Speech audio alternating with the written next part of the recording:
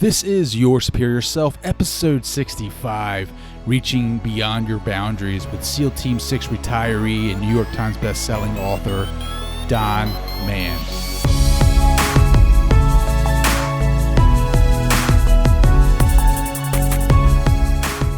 So I do a lot of visualization and also I'll push myself to the point of passing out. So now I'll look at a big challenge, a mountain or a big race or a long, multi-week, multi-month trip, Everest or something. And I'll look at it and I'll look at the challenge head on without being cocky. And I say, I welcome the pain. Bring it on. Anything worth doing is worth being hurt. And if it's too painful, I will simply pass out. And that's what happened when I did the 2 Ironmans in that one day, because it was a 4.8 mile swim, 224 mile bike ride, then a 52.4 mile run, 2 marathons. And when I got done the first marathon, I was thinking, all I have left is a marathon. 1 marathon to go and I'm done this thing. And I'm running. I start spitting up this green bile and coughing up what felt like a rib bone coming out sideways. And I was seeing all the white spots, and I was 45 years old doing 2 Ironmans one day, and everything was blurry, and then I passed out on the road. And I woke up seeing all the cyclists and runners going by me, and I got up and I started thinking, I better get up. I'm in a double Ironman. I better finish this thing. And I got up and finished. But it made me realize any other time in my life when I thought something was too hard, or I felt sorry for myself, everything hurt too much or something, if I ever felt like quitting, I would have been dead wrong, because if something is too hard, your body will do yourself a favor and you'll pass out. What is up, Superior Nation? Welcome back to your favorite podcast, Your Superior Self, the podcast that breathes inspiration into your body. To help get you motivated to become your superior self, I am your host, Trey Downs, and I'm fired up over tonight's guest. His name is Don Mann. He is a New York Times bestselling author. He is a retired Navy SEAL Team 6 member. I have a crush on the Navy SEALs. I will admit it. I love everything about it. I wish I could be one of them, but I can't. I can't run that far. I could swim pretty good, but I can't run. I can ride a bike too. But I'm excited because Don Mann, he is legit. He is a man's man. He is a true American hero. He is a renowned world-class adventure competitor. If you look at his bio, it is like 10 pages long. He's done so many things. He's worked out every day for 22 years at one point in his life. He has done a ton of Ironmans. He's done back-to-back Ironmans, 2 in one day, which is crazy to me. Like, it's hard for me to run a mile around the block, let alone run 2 Ironmans in one day. His book, he sent me his novel. It is called SEAL Team 6 Hunt the Jackal. And I read it today, a little bit of it. I started it and I can't put it down. I'm just going to read a little bit of it to you and just see if you can, get into it. When a senator's wife and teenage daughter are kidnapped, SEAL Team 6 leader Thomas Crocker and his men are sent to Mexico's lawless countryside, where federal agents protect violent narcotics kingpins instead of hunting them down. The 2 women have been taken by the jackal. Oh my God. Like, that is insane. Like, right there. You got me hooked there, Don. It's an incredible interview. It is a very raw interview. I have nothing but respect for the servicewomen and men of this country. Thank you, Don, and for all the veterans and the active duty participants in the U.S. military. Thank you for your service. I have nothing but respect for you guys. That you guys protect us every night. You protect us. You keep us safe. Before we dive into the interview, I just wanted to mention to you guys that this is actually the interview that gets me motivated to run. I have a buddy of mine at work. His name is Mike. Mike, shout out to you. You know who you are.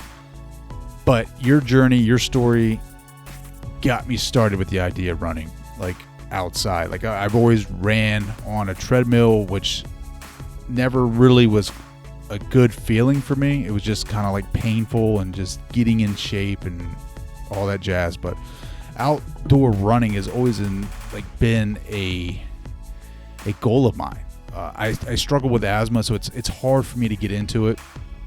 But after talking to Don Mann and really talking to my buddy Mike about his journey with running, it's kind of inspired that bug inside of me to get back into it. And Don's like explanation of his mental strength is really inspired me to get out there and try again with the running outside. Now, it's tough, trust me, it is super tough for me. But I want to challenge you now to start a streak of your own, no matter what it is, and I want to know about it. So I'm doing this streak of running every day outside. I'm on day 7.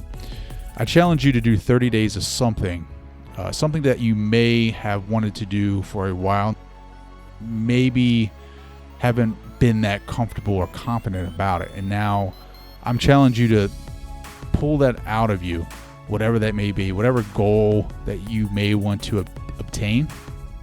Maybe it's running, maybe it's health, maybe it's diet, maybe it's starting something new. Who knows?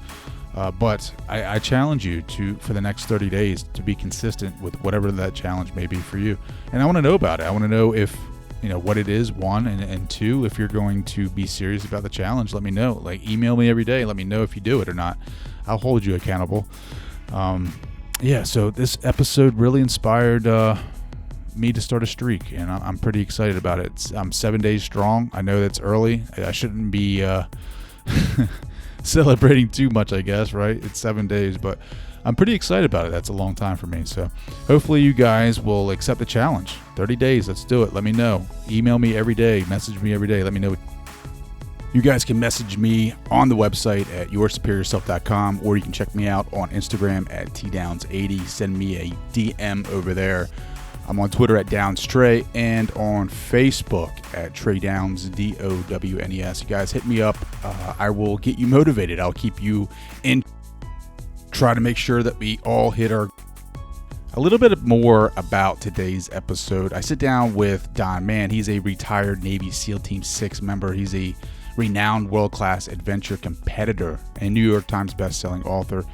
He goes around and he gives these chats, these motivational speeches, and he presents a compelling and extremely motivating presentation that has inspired business leaders and professionals from all walks of life. He actually did a keynote recently at the Naval Academy, and he talks about that. Don Mann knows what it takes to be a brother of these ultra-sensitive fraternities, and as a member of the SEAL Team 6, he's worked with countless covert operations operating from land, sea, and air, and facing shootings, decapitations, stabbings. He was captured by the enemy, and he lived to talk about it, and he participated in highly classified missions all over the globe, including Somalia, Panama, El Salvador, Colombia, Afghanistan, and Iraq. As a training coordinator for the SEAL, has had to overcome his own troubled childhood and push his body to a breaking point and beyond. At the podium and inside SEAL Team 6, he shares a high-octane narrative of physical and mental toughness, and he gives this unprecedented insight to the inner workings of the training and secret missions of the world's most respected and feared combat unit. So, without further ado, it is my pleasure, my honor to have Don Mann here for you today.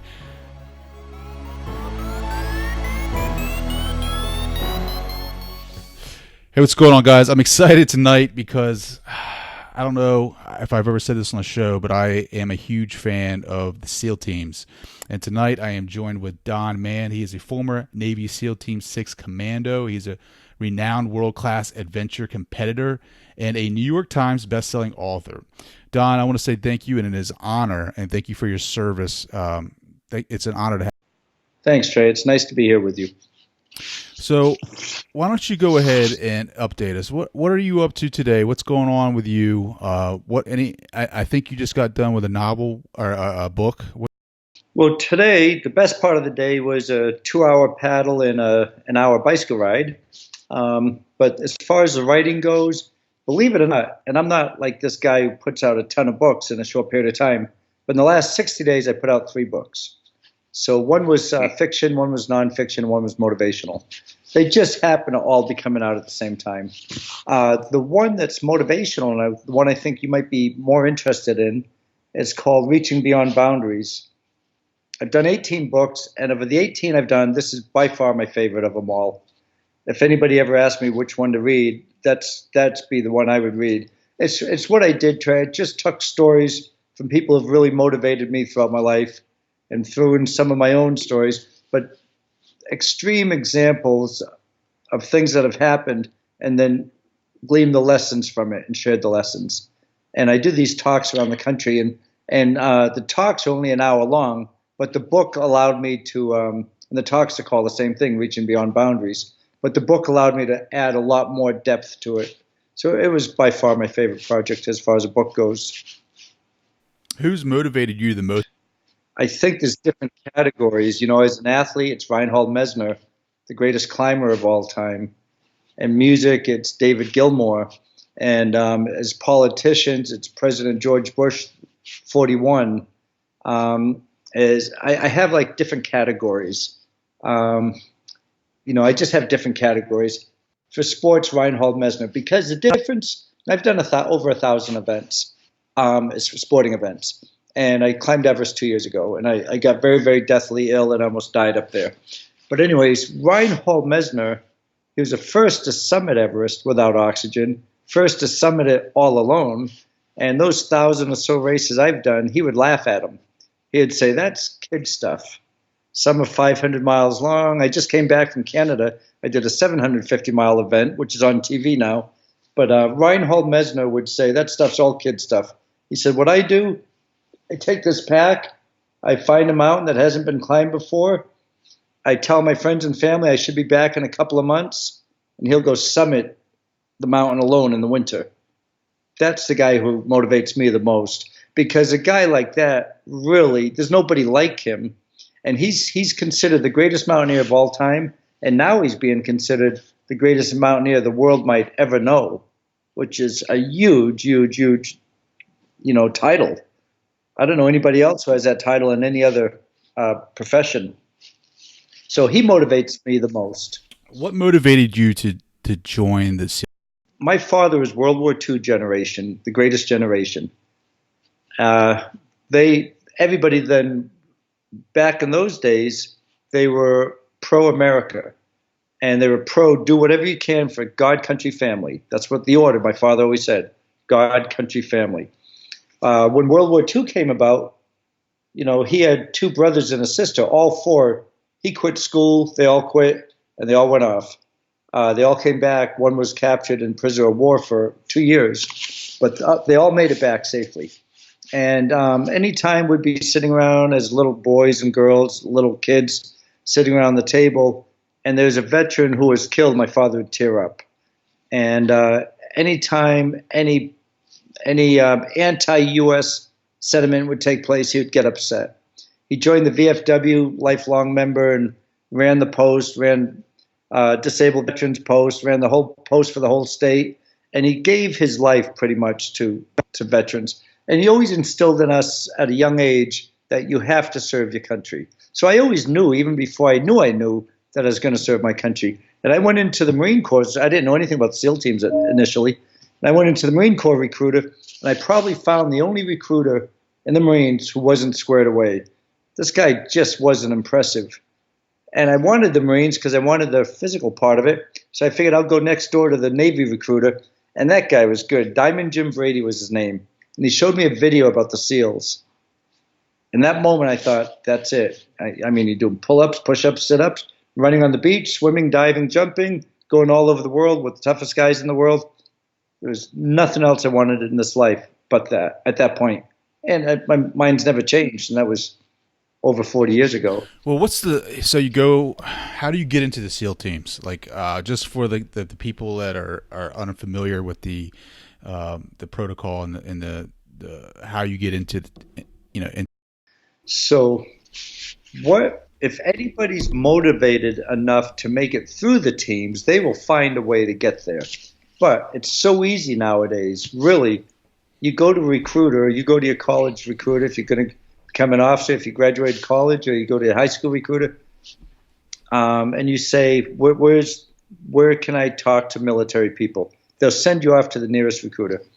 The military recruiters will lay it out for you. This is a plan to get to BUD/S. It wasn't that easy when I was going through it. It took me 4 years to get there. Now you can sign a contract. If I pass the physical test, if I pass the screening test, which isn't that hard, if you're going to be a SEAL, it's not hard at all. If you pass that screening test, they'll send you off to BUD/S. If there's a billet open. If there's not a billet open, they'll wait until there is a billet open. So nowadays, and they need more SEALs than there are people applying.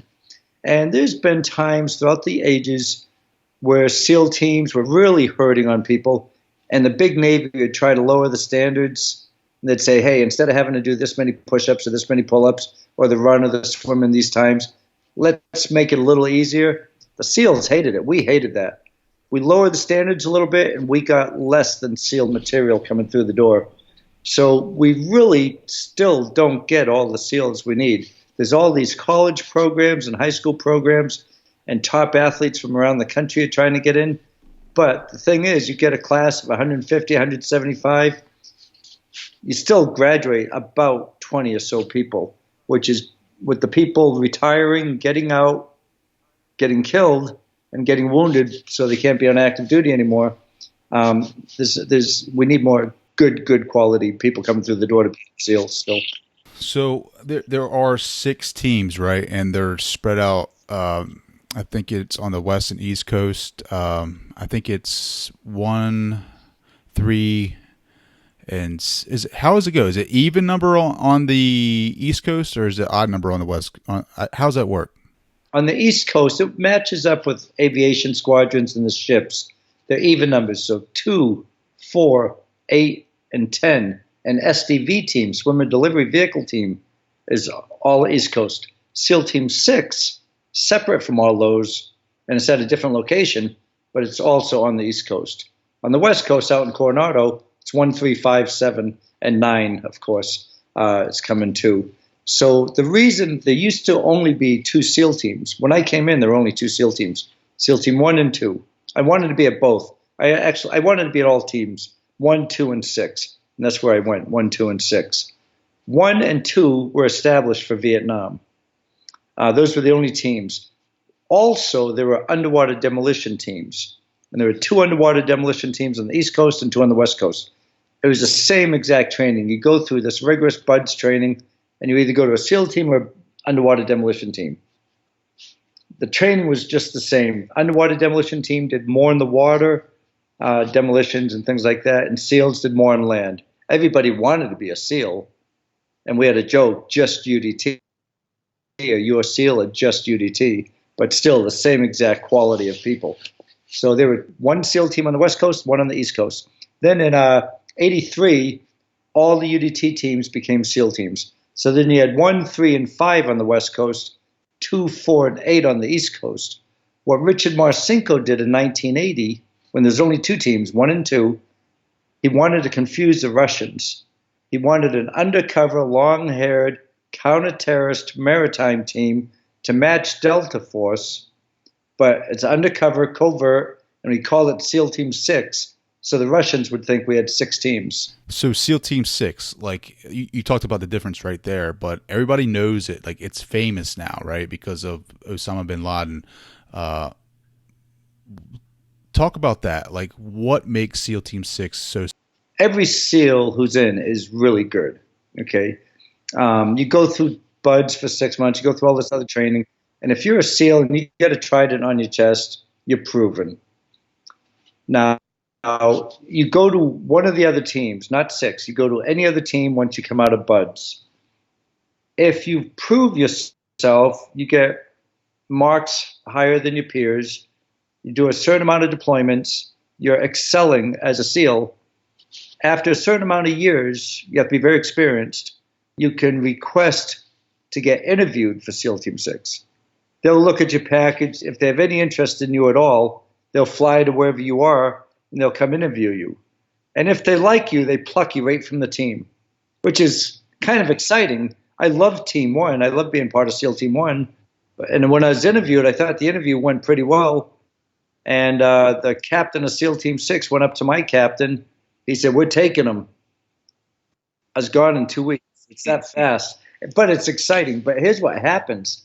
You know, you're established, you're SEAL, you've been around, you're respected at one of the regular teams. You go to SEAL Team 6, you're a brand new guy now. You're brand new. You go through this training that's harder than BUD/S in so many ways. You're brand new. You don't really speak much. You listen to all the very, very experienced veterans. You get into an assault team after what's called Green Team, and then gradually you build yourself back up the ranks again as someone who knows what they're doing or knows what they're talking about, and someone who can lead the team. Yeah, I mean there is a difference. Now, when you served, were you peacetime, or did you get any action across overseas? Boy, I had the easiest career in the world. We had action. We thought we were busy with certain little things. Nothing compared to the guys nowadays. Nothing. There's no comparison. I came in '77 and got out in '98.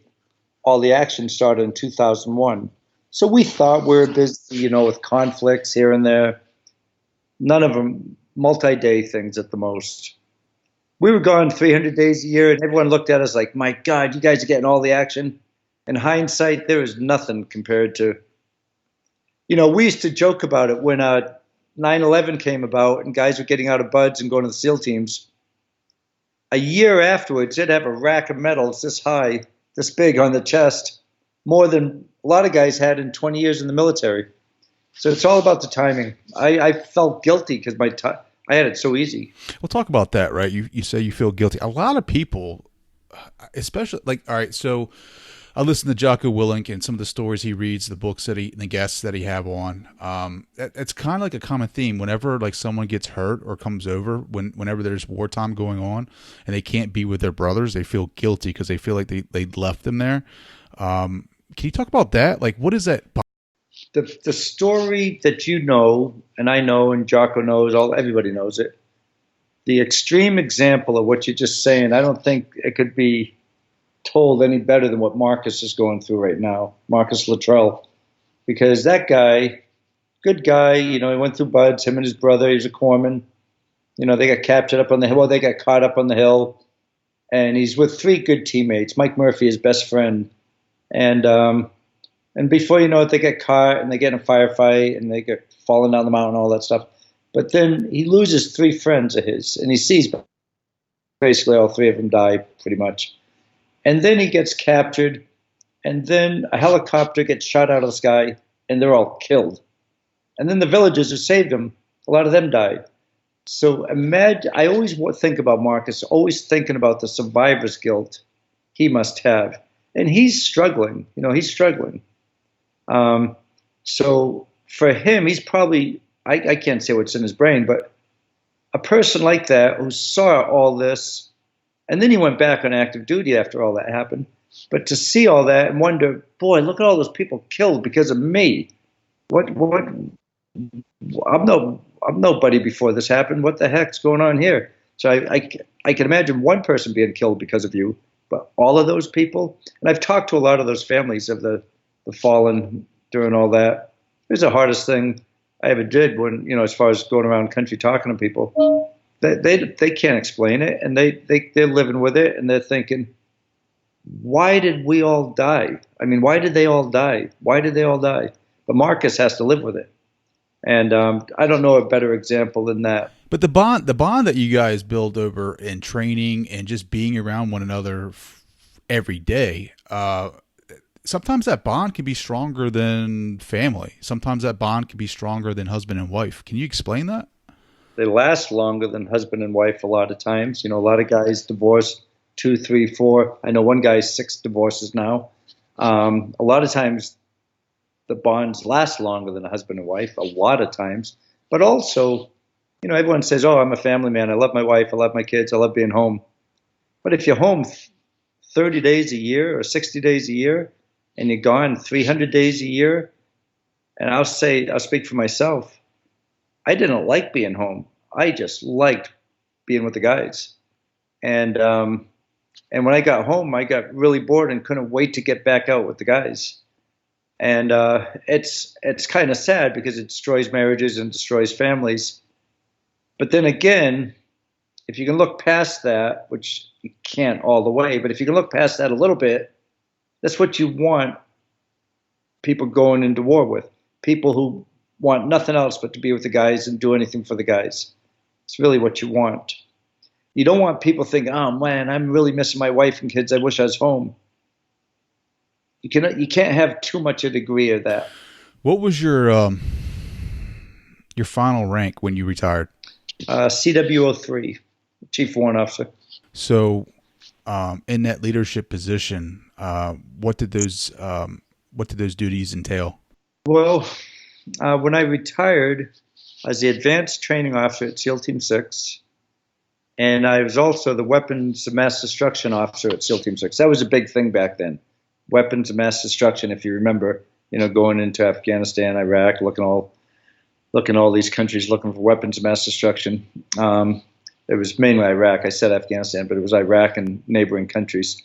But that was the two things I was doing. And prior to that, I was an assault team leader, a boat crew leader, and an assault team at SEAL Team 6. So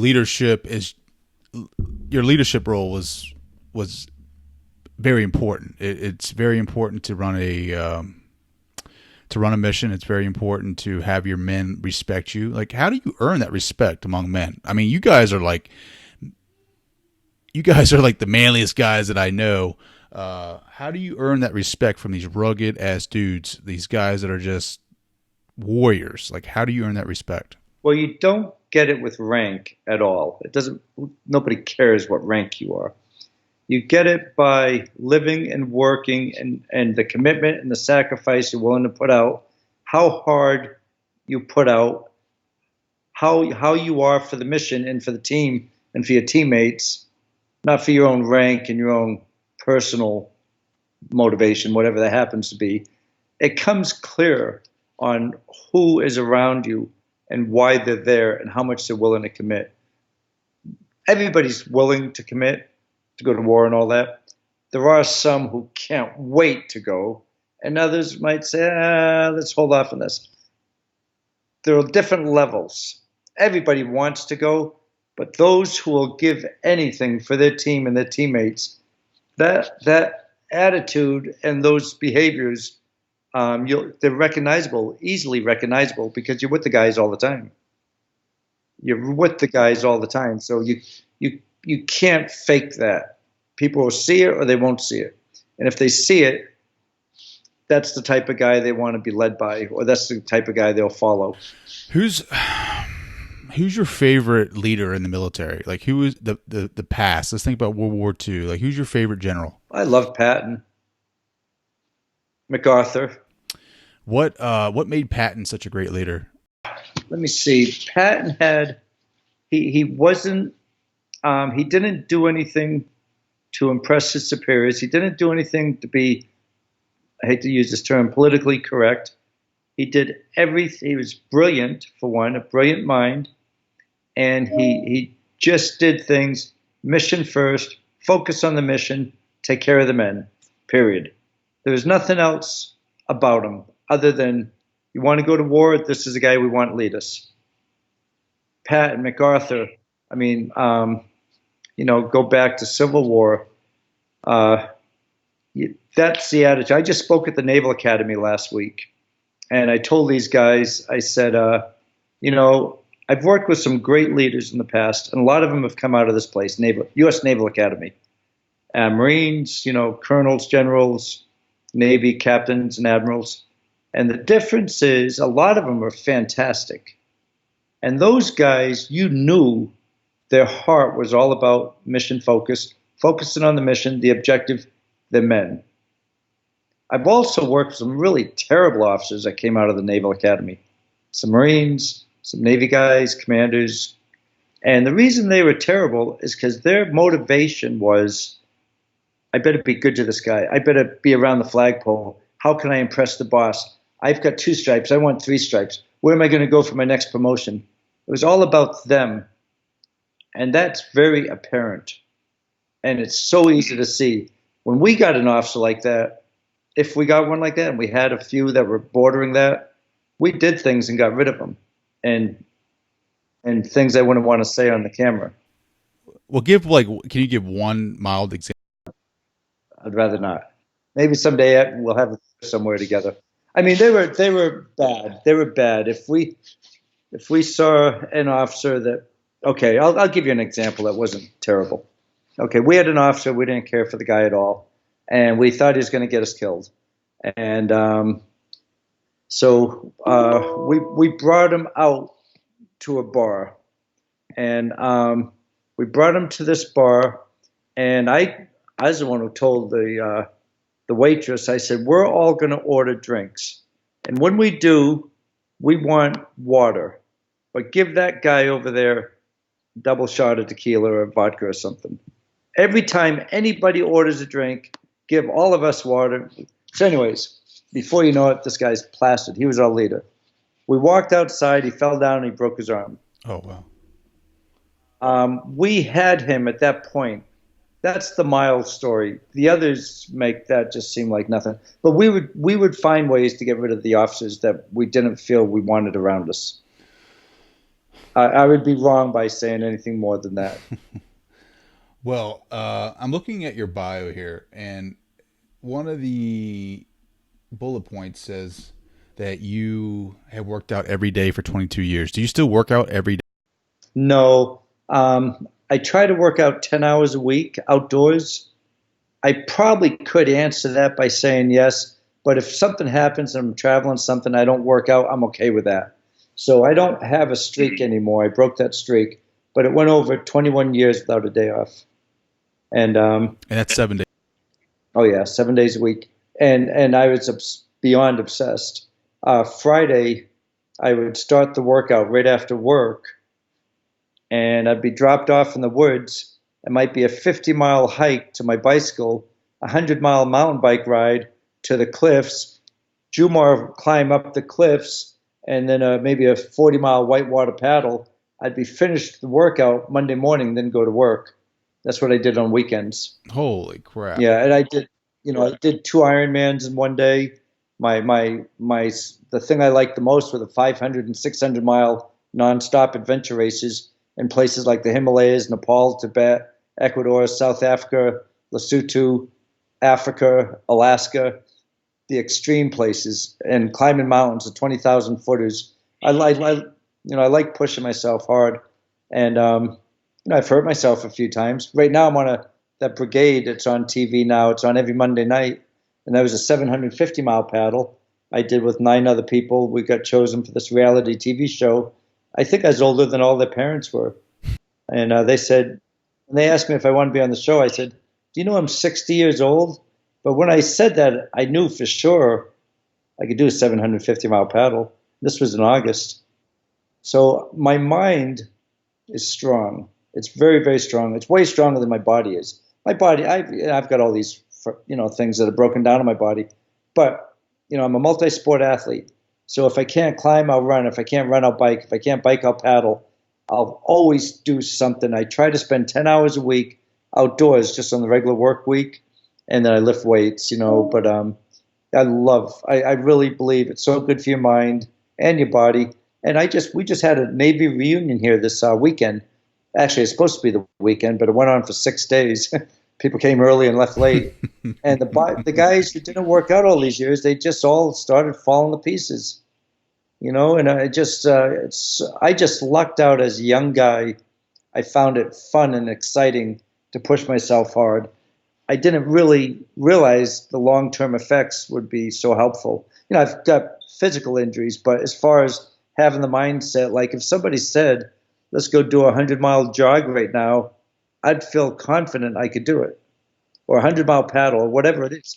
I just have that mind, and it's not always good because I know my mind will get my body in trouble, which it's done many, many times. But I just know there's nothing impossible to do. Well, you say that your mind is strong. Are there moments when you're out there working out, or maybe not now, but before when you're doing all these events? Like, did you ever want to quit? Like, did you ever mentally want to stop racing, and because of the pain or the suffering that you were enduring? I never wanted to quit. No. Nope. Now in Buds was not easy. There wasn't anything easy about it. But I will say I did visualization for 4 years getting ready for Buds. And I pictured what every day was going to be like as best I could. And every day I got back to the barracks while I was in Buds, I was thinking, that was a hard day, but not as hard as I thought it would be.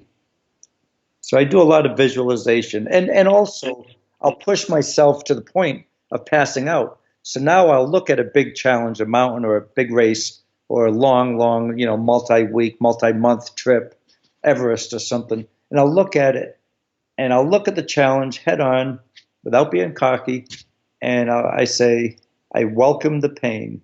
Bring it on. Anything worth doing is worth being hurt. And if it's too painful, I will simply pass out.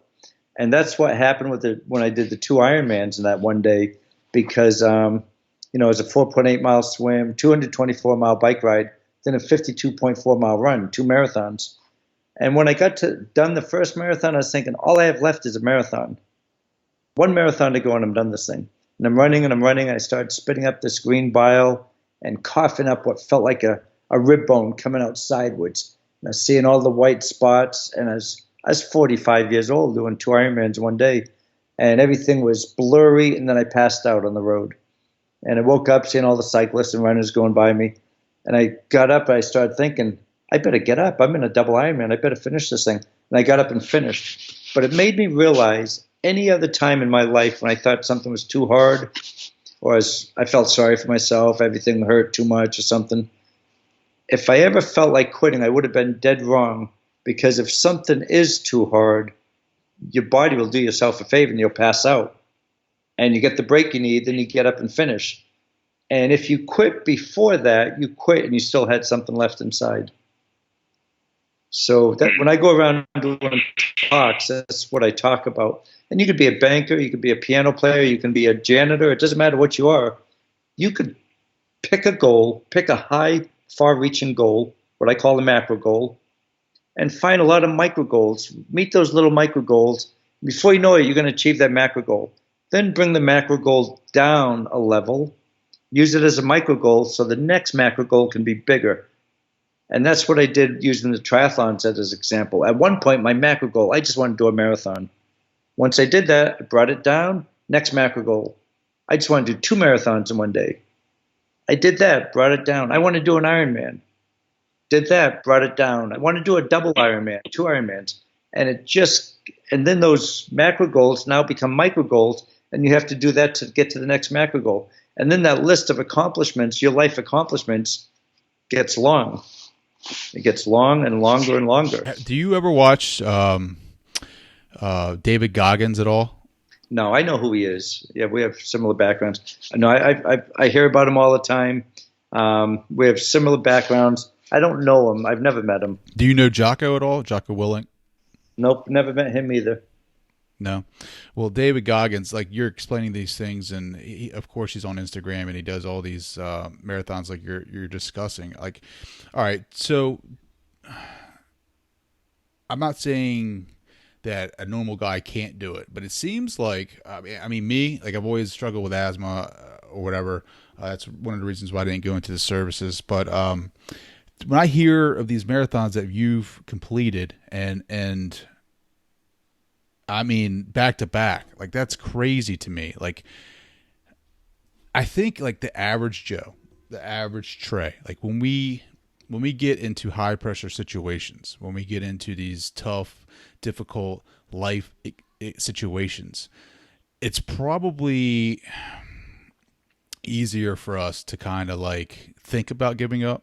But a man like you, a warrior like you, who has been through the hardest of the hard training, like it's harder for you. I mean, you're willing to pass out, right? You're willing to go run 2 marathons in one day, where the average guy is like, I'm lucky if I can run 2 miles, right? But that mental toughness that you talk about, is that something that you can teach? Yep. I have, Trey, if you don't mind, I have to disagree with a couple of things you said too. Sure. I would say, and no disrespect or anything, I am positive if you wanted to do 2 marathons today, you could.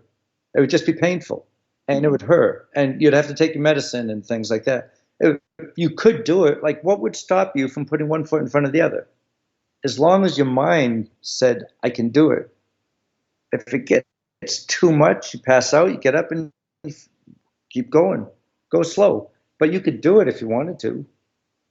Okay, so, I talk about doing those 2 Ironmans. Really, that's a small feat in some people's minds because a lot of people have done 3, some have done 5, a handful have done 10, and just a couple of years ago in Italy, they had 30 back-to-back Ironmans. Wow, 30 and 30, one a day for 30 days, yeah. But it used to be the biggest thing in the world, like, oh my God, I'm going to do one of these this year. And then you're like, oh, wow, that year, I'm so glad I'm done with that. Now they're doing one a day. So people like you and people like me and people like people we know, really, if they put their mind to anything, they could. Now, you have the asthma, you said, but that won't stop you. It could hinder you a little bit. But and I know you work out. I can tell you work out. So you definitely stay in shape. But, I did 30 in 36 months, 30 marathons. I got bored of them. Really, after a point, 26-mile running on the pavement, it's only so much fun. And then I started doing the 50-milers and the longer ones and the adventure races. But they're nice stepping stones. Do a 5K to get to the 10K, do the 10K to get the marathon to do the double marathon, do the double marathon to get to the Ironman. And I just like use them as stepping stones. Because at one point in my life, a marathon was, oh my God, I can't believe I'm going to run 26.2 miles. But once you do it, just bring it back down and go for something bigger. And it doesn't have to be in sports. It could be in broadcast. It could be in radio. It could be blog sites. It could be in writing. It could be in anything. But just look at something big and then a lot of smaller things that will help you get to that big goal, regardless of who the person is. So that was the thing I wanted to say. I just didn't agree with you on. But as far as teaching the stuff, that is what I do for work, basically. I just take people out, team building things, or I do talks for people, and that's pretty much what I do now for work. It's my passion. I love doing it. So how did you get into writing books? Like, did somebody say, hey, look, you have all this leadership ability, you have all these leadership experiences, like you need to start writing about this? Or what? How'd you? It was nothing like that. It was, and I wasn't a good student at all either, and I hated English and writing. I didn't like that stuff at all. And I don't like being on a computer. So I don't like anything about that whole process. But when I was doing the adventure races, I was up at the high level competing, and I was producing them at a high level. And I had an adventure racing academy, the first in North America. And I had a politician come up to me one day, and he said, Don, you're the only one we know that teaches it, produces them, and competes. Why don't you write a book on adventure racing? I said, I don't want to write a book. He said, why not? I said, because I don't want to be sitting behind a computer writing a book. He said, I'll write it. You just put it on tape. So I just talked on a tape. I had my notes. I knew what I was talking about. I sent it to him. So that was my first book. And then I was working for the U.S. government, teaching weapons and tactics. And I had a lot of material, being a SEAL instructor and being a government instructor. And then my boss said to me, he says, Don, you got to write a book. You got a lot of shooting material. I said, Jimmy, I don't want to write a book. He goes, go ahead, write a book. You got all the material right in front of you. So I put it into chapters and shotgun, long gun, and handgun. And then the publisher said, yeah, we like this stuff, but it's way too much. We have way too much here. Can you give us about a third of that? So I got rid of the long gun and shotgun stuff. And then I wrote a shooting book. And then I started thinking about the movie Forrest Gump, and my mother had passed away, and I was thinking that my mother and I both liked that movie so much. And then I was thinking, really, that was just a fictional character, and he brought us through real-life history with Vietnam and Watergate and Nixon and Johnson and Kennedy and ping pong, but he gave us a history lesson with a fictional character. I started thinking, boy, that'd be a nice way to give a history lesson to today's people using a SEAL with Iraq, Afghanistan, Syria, Colombia. And so I talked to a co-writer. He loved the idea, and we did 8 of those books. So it's been going. And then a publisher called me. They said, the Air Force has a survival manual. The Army has one. The Marines have one. Why don't you write one? I said, I don't want to write another book. They said, come on, we'll pay you up front. We'll give you a year to do it. So I did that one. So it's just, it's been like that for 18 books now. And it's been fun, I have to admit. But the last one I did, the Reaching Beyond Boundaries, that was my favorite. That's the thing I do the talks on, because that was like we started doing this conversation you and I are having. I got to interview and talk to some big people in my mind who really impressed me my whole life, and they contributed quite a bit to it. And I just put their stories in there a lot. And it's a talk I do, but the talk's only an hour long. This allowed me to go much further than just that talk. The cool thing that you do is that you can take the physical aspects of life and you can kind of convert that into teaching moments for everything else in life too, right? So all the physical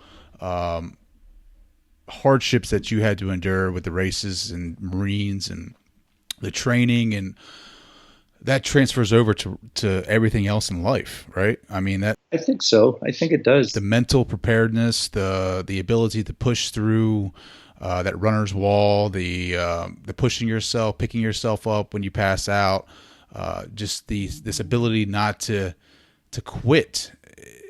It's such a great life lesson. Yeah, Trey.